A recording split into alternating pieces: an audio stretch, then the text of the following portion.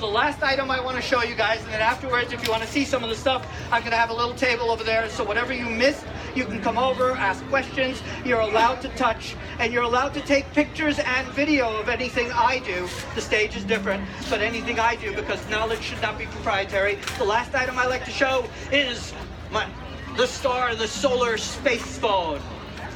Yes, the Solar Space Phone is one of these really cool items that was around 1962, and it was basically a telephone that worked on the sun's rays. So the sun would shine down like that, and then he would talk into this phone over here, and then the sun's rays would be the energy that it would use for solar power, turn his voice into energy, send it over to her, and then she had these headphones and she would listen to that, and that is the Solar Space Phone. It would convert her voice back into sound, just like your telephone does. But if you think the box is cool, wait till you see the actual phone. How cool is that? Isn't that the coolest phone? Yeah, I bet you want to try. Hey, Dad, come on up. There you go. And then hold that. And then let's have your son be the one that you talk to. So hold that. Okay, and then you want to say, hi, Dad. Okay, point like that. And then say, hello.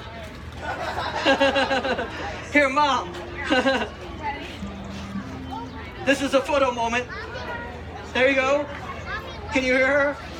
Of course. The sun is all the way over there. It's not shining into that thing. And yeah, it was pretty bad, that thing. Yeah, pretty much you had to be within eye shot of the person. And you could hear them talking anyway, so I thought it was kind of the most ridiculous thing. But kids loved it, it was very popular, and it was defense contractors that made these things, actually. So after they made bombs to blow things up, they made toys for kids, because clearly that's what you do with that technology. So that is, we're done, 20 minutes? Am I? Yeah? I've got one more item if I have a second to do. Yeah, okay. Well, we're going to add one more item that's going to be one of the coolest items you have. Give them a hand. One of the coolest items you've ever seen. You will go, oh my God, sound man, you're gonna freak out. Remember I told you that these things could record? Where your flat record players could record too. In fact, they had this machine called a recordette. It was wood. I've got 5 of them. They would have 2 arms.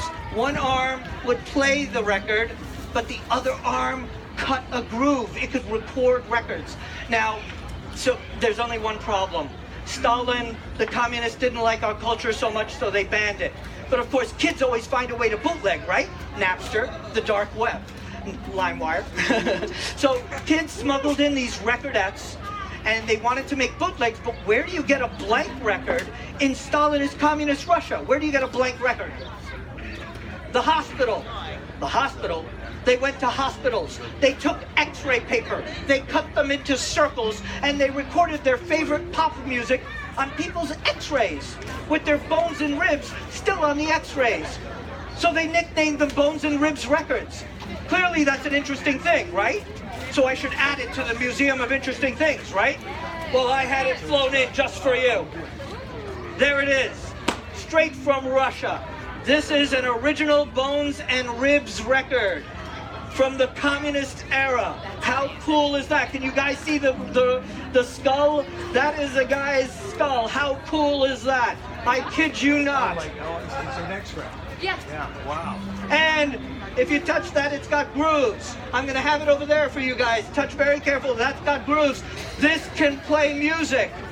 You put this on your record player right now, as long as you have 78, it will play this record right now on a modern record player. How cool is that? Now, I do shows over here, and some guy showed up at one of my shows, and he said to me, oh, I know these things, Bones and Ribs Records. His name was Boris, and he was Russian. Go figure, a Boris from Russia, never happens. And he goes to me, I used to do this as a kid. And I said, how long did you do this? He goes, oh, until the 70s. I said, what? I thought when reel-to-reel tape and 8-track tapes came out, they stopped making these, because why would you do this if you have reel-to-reel? He goes, no, kids thought it was the coolest thing in the world, so they were still doing this throughout the 70s and the 60s. I said, that's amazing. Then I thought, who was famous in the 70s and the 60s? The Beatles, the Rolling Stones. So I got the Beatles, I got the Rolling Stones on Bones and Ribs Records. I got the king himself, Elvis Presley, on Bones and Ribs Records. And for the nerds, I got Sonny and Cher. And I got the Monkees. And for the cool kids, and my friend actually works with this guy, I got Pink Floyd on Bones. That's for the cool kids. I got Pink Floyd. So anything could be recorded on these, and that is my show. Thank you very much. Thank you, Jenny Daniel with the Museum of Interesting Things. That was fascinating. I want to get some of these Bones and Rib records. That's so cool. Oh, please do. Oh my gosh, that'd be incredible. I'm going to get one. It's done. You saw it here. So thank you, Jenny. I am sure you have inspired a whole generation of inventors. I'm certainly ready to go invent some things. Up next here, in about 10 minutes, we have Science Steve.